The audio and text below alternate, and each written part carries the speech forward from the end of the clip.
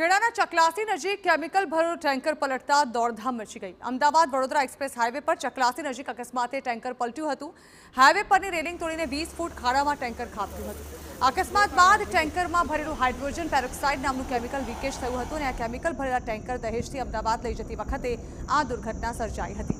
ઘટનાની ગંભીરતાને લઈ fire brigade, નડિયાદના DYSP, જિલ્લા વિકાસ અધિકારી, પ્રાંત અધિકારી સહિતનો કાફલો ઘટનાસ્થળે દોડી આવ્યો હતો। ફાયર બ્રિગેડના જવાનોએ ગેસ લીકેજને અટકાવવા કામગીરી હાથ ધરી છે। તો આ ઘટનામાં કોઈ જાનહાનિના સમાચાર નથી। એ રેલિંગ તોડીને સીધી પલટી ગયેલ છે, ત્યાં લીકેજિંગ ચાલુ છે, પણ કોઈ પણ જાતની જાનહાનિ થયેલ નથી।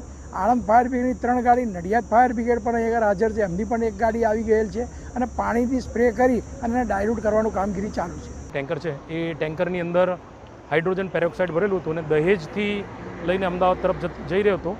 એ રેલિંગ તોડીને ટેન્કર અહીંયા પલટી મારી ગયેલું છે।